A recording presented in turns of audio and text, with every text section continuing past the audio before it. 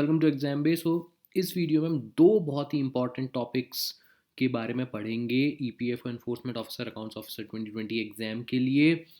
पहला टॉपिक है controller and auditor general of India, CAG of India, जो आपके सामने है। और सेकंड टॉपिक है फिनेंस कमीशन। अब ये टॉपिक्स इंपॉर्टेंट क्यों है? तो फर्स्ट, पहली बात तो ये इंडियन पॉलिटी का पार्ट है।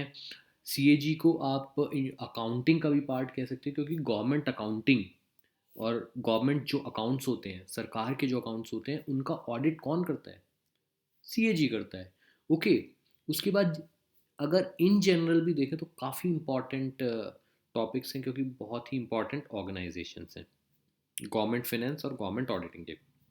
सबसे पहला पॉइंट, इसमें मैंने पॉइंट्स बना रखे हैं। Article 148 office of CAG of India के लिए है। ओके। सो कोई भी क्वेश्चन एमसीक्यू आता है कि आर्टिकल 148 किसके लिए? Simple, controller and auditor general of India, या फिर controller and auditor general of India constitution में किस आर्टिकल में इस अथॉरिटी को डिफाइन किया गया है, इस ऑर्गेनाइजेशन के बारे में बताया गया है, आर्टिकल 148। ओके। सीजी, सबसे पहली बात, जो सीएजी होता है does not come under any ministry, किसी भी मिनिस्ट्री के अंडर नहीं होता है, ना ही मिनिस्ट्री ऑफ फाइनेंस, ना ही मिनिस्ट्री ऑफ होम अफेयर्स, किसी मिनिस्ट्री के अंडर नहीं होता है। इंडिपेंडेंट ऑर्गेनाइजेशन है, क्योंकि ये ऑडिट करता है, तो बहुत ही ज़रूरी है कि सीएजी का इंडिपेंडेंट होना। सीएजी जो होते हैं holds the office for a period of 6 years और 65 ईयर्स। या तो 6 साल आपके हो जाएं, या फिर आप 65 ईयर्स की एज को अटेन कर लो। Appointed by the president of India.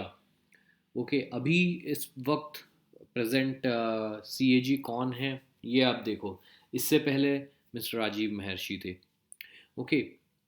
CAG can not be remove from his post bye the president. President can appoint CAG, but he cannot be removed from his post by the president. So he has security of tenure, बहुत ज़रूरी है इसमें, वरना political interference आ जाएगा। CAG cannot hold further office after completion of tenure। तो एक बार CAG आप बन गए, उसके बाद आप कोई भी पब्लिक ऑफिस होल्ड नहीं कर सकते हो। ऑब्वियसली आप आगे जाके किसी कॉरपोरेट्स या इधर काम कर सकते हैं। Article 149 duties and powers of CAG बताता है। इसका डीपीसी एक्ट भी है सीएजी का। सो आर्टिकल 148 सीएजी के बारे में बताता है, article 149 duties and powers of CAG बताता है। Okay. Parliament enacted CAG duties powers and conditions of service act in 1971, जो कि बहुत इंपॉर्टेंट है। 1976 में अकाउंट्स और ऑडिट सेपरेट हो गए थे। पहले सीएजी ही अकाउंट्स बनाता था गवर्नमेंट के और ऑडिट भी करता था, बट अब अकाउंट्स के लिए सीजीए एक अथॉरिटी है, वो बन गई है, और सीएजी सिर्फ ऑडिट के लिए है। Okay. Duties and functions of CAG. CAG audit करता है accounts related to expenditure from consolidated fund of India for each state and union territory. Accounts related to the expenditure from contingency fund of India. ठीक है, तीन funds होते हैं: contingency fund of India, consolidated fund of India और public accounts. Right. Audit accounts of all departments of central and state government, तो उनके भी audit करता है। Audit receipt and expenditure of all bodies and authorities, तो income tax वगैरह इन सब के भी जो रिसिप्ट्स वगैरह आती हैं वो सीएजी ऑडिट करते हैं। गवर्नमेंट जो कंपनीज होती हैं, जैसे ये ओएनजीसी वगैरह, इन सबको सीएजी ऑडिट करते हैं। Other corporations and bodies when required by law. उसके बाद audit local bodies when requested by president और गवर्नर। तो लोकल बॉडीज़ जो होती हैं उन्हें भी सीएजी ऑडिट करता है when required by the president और द गवर्नर। फिर आर्टिकल 150 भी सीएजी से रिलेटेड है। Prescribes the format of how accounts of union and state governments are kept. Article 151 CAG submit reports, audit reports to of union accounts to the president. तो article 148 से लेकर article 151 तक CAG है। Okay. फिर president को report जाती है। President lays the report before both the houses of the parliament. Governor यही स्टेट लेजिस्लेटिव असेंबली में करते हैं। CAG acts as a guide to public accounts committee of the parliament. फिर article 279 CAG certified the net proceeds of any tax or duty collected, his certificate is final. Okay, तो कोई भी tax वगैरह collect होता है उसको भी CAG audit करता है, ये आर्टिकल 279 में।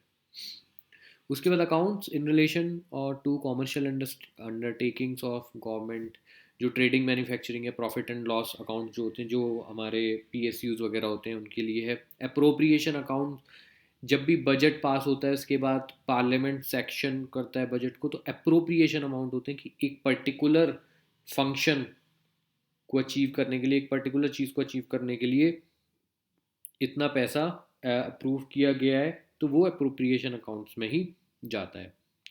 फिर ये फुल फॉर्म इंपॉर्टेंट है, government accounting standards advisory board GASAB is to formulate and recommend Indian government accounting standards. So government, Indian government accounting standards थोड़े अलग होते हैं, क्योंकि गवर्नमेंट जो होती है वो आपका बेसिकली सिंगल एंट्री सिस्टम को फॉलो करती है। ओके, अभी भी government department single entry system को फॉलो करते हैं और उनके कुछ जो स्टैंडर्ड्स होते हैं वो डिफरेंट होते हैं, तो आईसीएआई वगैरह नहीं बनाते हैं, इसके लिए गसब है। CAG does not come under any ministry. Okay, CAG can also comment on the wisdom और वेस्टफुलनेस ऑफ गवर्नमेंट एक्सपेंडिचर। उसके बाद आता है हमारा finance commission. Finance commission define किया गया है आर्टिकल नंबर 280, तो ये आर्टिकल्स काफ़ी इंपॉर्टेंट है, ये आपको याद होने चाहिए, राइट। ये सुपर सिंप्लीफाइड बुक में सारे इंपॉर्टेंट आर्टिकल्स दिए हुए हैं इससे रिलेटेड, तो वो आप उसमें से देख सकते हो। Formation of finance commission is constitutional, तो ये भी कॉन्स्टिट्यूशनल बॉडी है। It consist of chairman and 4 other members. Chairman should have an experience in public affairs. Okay, जो अदर मेंबर्स उनमें एक हाई कोर्ट के जज होंगे, दूसरे person having finance and account, knowledge of finance and accounts. फिर function क्या है फाइनेंस कमीशन के, ये इंपॉर्टेंट है, the distribution of net proceeds of taxes to be shared between centre और स्टेट्स। तो जो बजट के बाद जो भी हमारा पैसा आता है उसे किस तरीके से डिस्ट्रीब्यूट करा जाएगा। The principle that should govern the grant in aid, तो ग्रांट इन एड मिलती है स्टेट्स को, सेंटर से भी मिलती है। Okay, advise state financial commission in financial matters of panchayat and municipalities. तो यही फंक्शंस हैं जो आप देख सकते हो। The role of finance commission, ये point important, is only advisory not binding on government. Finance commission अपनी रिपोर्ट सबमिट करते हैं और उसमें बहुत सारी उनकी रिकमेंडेशंस होती है, गवर्नमेंट चाहे तो मान सकती है चाहे नहीं मान सकती है, बट जो इंपॉर्टेंट होती है उन्हें माना जाता है। फाइनेंस कमीशन को balancing wheel of fiscal federalism बोला जाता है, ये इंपॉर्टेंट है, आपको याद रखना है, राइट। उसके बाद अभी टोटल 14 नहीं, टोटल 15 फाइनेंस कमीशन बन चुके हैं। 15th फाइनेंस कमीशन अभी एक्टिव है, मिस्टर एन के सिंह उसके चेयरमैन हैं। फर्स्ट फाइनेंस कमीशन के चेयरमैन थे मिस्टर के सी नियोगी। ओके, सो ये दो इम्पॉर्टेंट टॉपिक्स हैं जिसमें से क्वेश्चन आ सकते हैं ईपीएफओ एग्जाम में, और आप अगर ये पॉइंट्स भी कर जाओगे तो आपके इनमें से क्वेश्चंस हो जाएंगे। Okay, so all the very best guys, thank